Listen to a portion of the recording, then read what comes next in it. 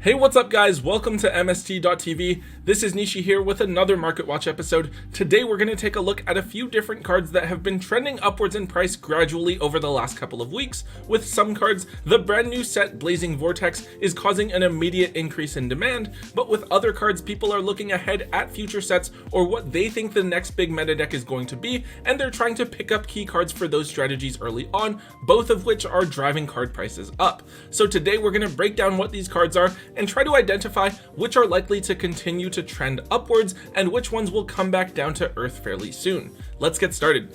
So kicking things off, let's take a look at Artillery Catapult Turtle. This is a card that is hyped up because of the new Armed Dragon cards in Blazing Vortex, as Artillery Catapult Turtle lets you summon Armed Dragon Thunder level 5 out of your deck, which could potentially allow you to level it up from there or link it off as a link material. Now there has been a decent amount of Dragon Link hype recently since they are getting a couple of new toys in Blazing Vortex, but I don't know how much of a role the whole level up mechanic is going to play.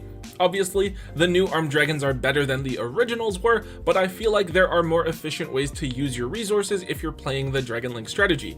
Anyways, Artillery Catapult Turtle has gone from being a $1 card to now sitting up at $9 to $10 each, which is kind of crazy in my opinion. It does have just the one printing from Rise of the Duelist, a set that just has so much value in it now between the Dogmatica cards, Droplets, Talents, and Ice Dragon's Prison, so it's basically impossible to find any of that set sealed to crack open without an unlimited printing. We're basically stuck with just what's available on the market for now. On the bright side though, this card is due for a reprint in the 2021 Megatins, which is kinda cool. Honestly, I do see this card as being overhyped at the moment. I feel like if I were playing Dragon Link, I would rather use my normal summon on other things, and I do think you get more value out of the Armed Dragon cards if you're pitching them to activate your other effects, rather than using your normal summon to bring them out onto the field. I definitely think that this is a card where the price is going to cool back down to around the $5 mark within the next couple of weeks, after some of the initial hype for Blazing Vortex has died down. Next up, we're taking a look at a card that I feel like has kind of gone under the radar, and that's Hieratic Seal of Heavenly Spheres. This is a card that is used pretty consistently in any dragon-based strategy, so primarily Dragon Link, though I guess you could also count Dragon Maids as a factor here as well. It does require 2 dragons to make it, but it provides 2 different functions, one being an interruption to return a card on the field into the hand, and the second allowing you to summon a dragon monster from your hand or deck. This is actually one of the main pieces that current Dragon Link boards are ending on, as it ensures that you have a follow-up play for the next turn as well. In fact, in some Dragon Link builds, people run 2 copies of this because you do go into it quite often. Of course, with the release of Blazing Vortex, people are excited to see how Dragon Link will be able to adapt and use the brand new support cards. They effectively get an emergency teleport in Armed Dragon Flash that helps get additional extenders onto the field, and they also get cards that are more efficient to use as discard fodder for certain effects. Now, Heavenly Spheres is actually all the way up at $14 each for a single copy. It was only a $5 card for quite some time, then it hit up at $8, and now it's all the way up into the mid-teens. This card does just have the one printing available from way back in Dual Power, which is almost 2 years old at this point, so it's a fairly old card. I could definitely see this card being reprinted in Ghosts from the Past as a tie-in to the new Dragunity support cards that we are expecting in there. So if you do have any extra copies of Seal lying around, I'd go ahead and dump them before they see a reprint announcement that would tank their price. One last Dragon Link related card here, we have World Legacy Guard Dragon. So in Dragon Links, this is a really important extender that effectively functions as 3 additional copies of Monster Reborn. However, it provides additional utility in allowing you to reposition Guard Dragon LP so that you can use its effect to summon a dragon from out of your deck to an open zone much more easily. I honestly don't think there's very much to say about this card. It has been a staple at 3 in the Dragon Link strategy over the last couple of formats, and I think it continues to be one now. So originally, this card was an ultra rare from Savage Strike, and it was around an $8 to $10 card. It did see a reprint in the 2020 Megatins, where both the original and secret rare reprint were down at about $3 each. Now, however, we've seen both copies of the card shoot back up in price, with the originals up at $12 and the reprint secret rares at 10s. Personally, I think that the secret rare looks a lot nicer than the ultra, so that's the rarity that I would be grabbing for myself.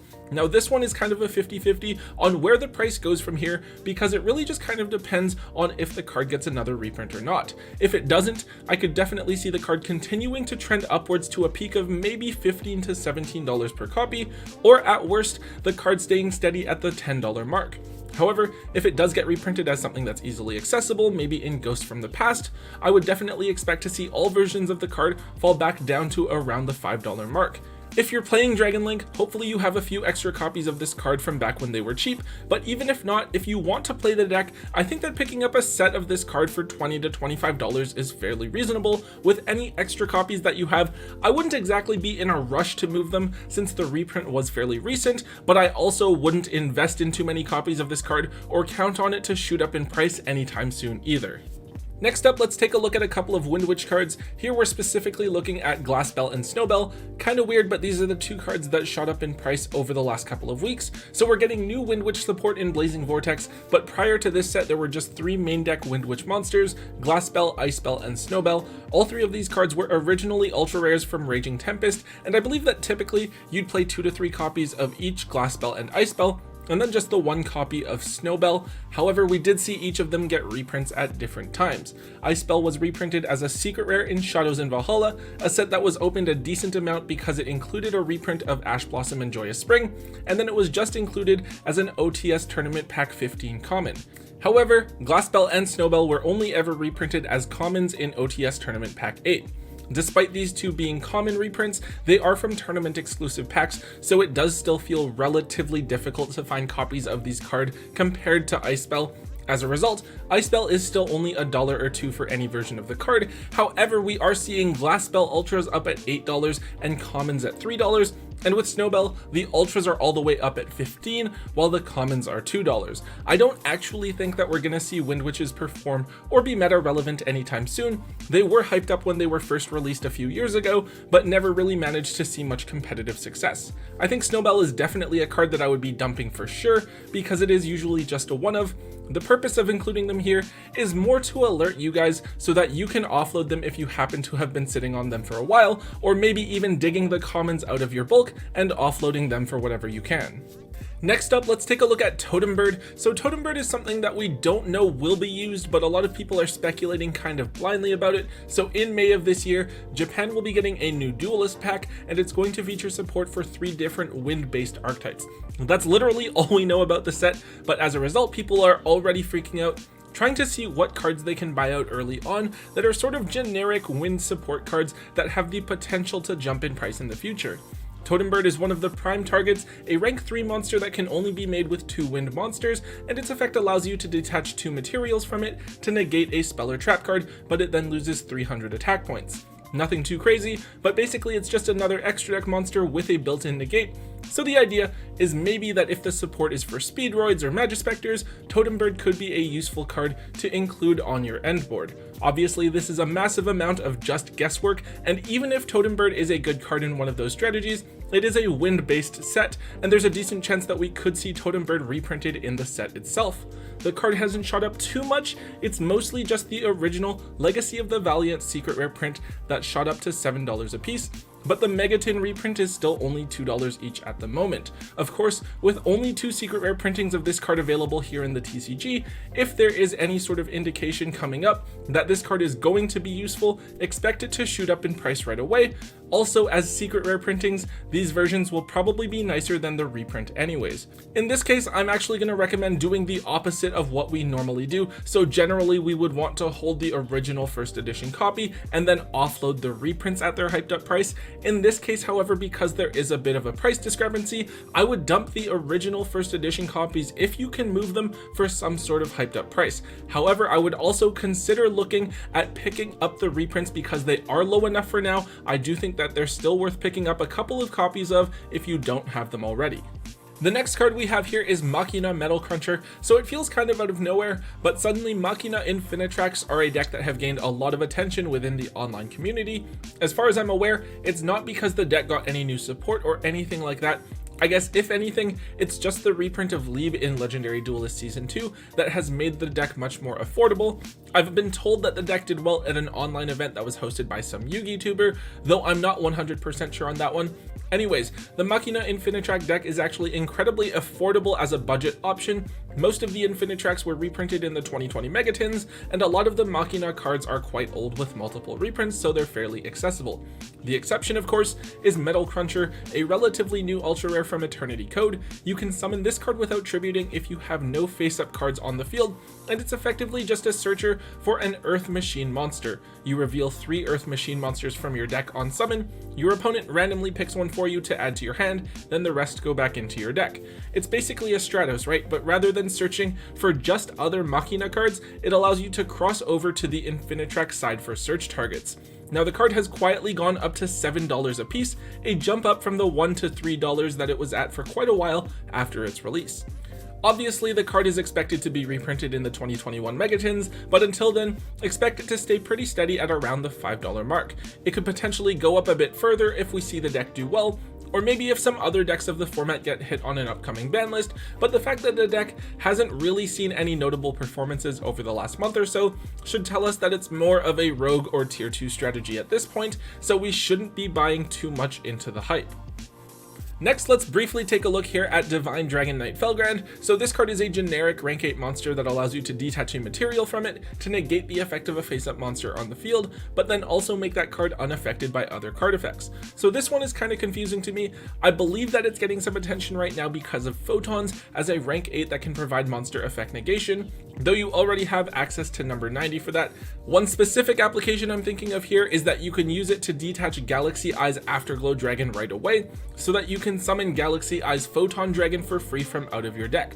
Now from all the Photon lists I've seen, I haven't seen any of them running this card, so I don't know if this card is a staple in this strategy, or if it's just something that might come up from a very specific or unique line of play, or maybe it's just something that hasn't caught on too much attention yet. Anyways, the card only has expensive versions available at the moment because the card hasn't been reprinted in several years. Obviously, the ghost rares are going to be some ridiculous price point, but the ultimate rares are currently about $25 each. The original secret rares from Shadow Specters are about $30, and then the Megatin reprint secret rares are about $20. This is a card that hasn't seen play in quite some time, so if you do have this sitting around in an old binder, now might be the time to move it before it sees that eventual reprint. The last card I want to touch on here is Drytron Nova. So interestingly enough, Drytron Nova is actually cooling down in terms of price, despite being a key card in one of the best decks of the format. So right now, I think the top 2 decks are pretty clearly Virtual World and Drytron, with a few other decks just underneath them. This price is interesting to me because Drytron Nova did see some hype when it was first found to be good, as it was a $40 to $50 card at one point, but has since then cooled off to now being under the $30 mark. Typically, we would see a short printed card out of a side set like this trending upwards in terms of price and staying there, especially when it is a key piece in a meta deck, so it's kind of odd that we are seeing Nova trend downwards. I believe that what we're seeing is the result of more Genesis Impact being opened, as some people are finally deciding to just open the cases of sealed product, and more copies of this card are hitting the market. With a little bit of a bump up in the prices of cards like the Evil Twin Link monsters and Regalia, maybe this set isn't looking so bad as it did on release. Drytron Nova is definitely a card that I'd be looking out for, given the fact that we are seeing Drytron get a new Broken Xyz monster in Lightning Overdrive, the next TCG core set. Although we could see a hit to Cyber Angel Benton, I think that if they keep Benton at 1, there's a good chance that Drytrons will still be a top tier deck, and as a result, I am expecting Nova to go and resume trending back upwards sometime within the next few months, back up to the $40 mark. As a fairly new card, you're also pretty safe of any sort of reprint threatening this card's value. If you're looking to play Drytrons anytime soon, I think that now, while the card has dipped in price, is a perfect time to grab your copies before they bounce back up. Alright guys, that is it for today's Market Watch episode. I think it's pretty cool how we are continuing to see movement on the market, despite how lackluster Blazing Vortex feels overall. Even though the cards from the set aren't necessarily the most meta relevant, we have to keep in mind that there's still a lot of casual players in the game who build whatever decks are interesting to them, and those people will definitely influence the market and card prices as well. Anyways guys, if you enjoyed today's Market Watch episode, please make sure that you hit that thumbs up button for me and let me know. Also make sure you leave a comment in the comment section down below. Let me know what you guys think of today's Market Watch episode, or let me know what else is going on the market that maybe I didn't cover, so I can hopefully cover it in a future episode as well. Also, if you haven't already, make sure you hit that subscribe button to get all of the latest and greatest content from both Tombox and myself. And until next time guys, don't forget to hold on to your MST.TV.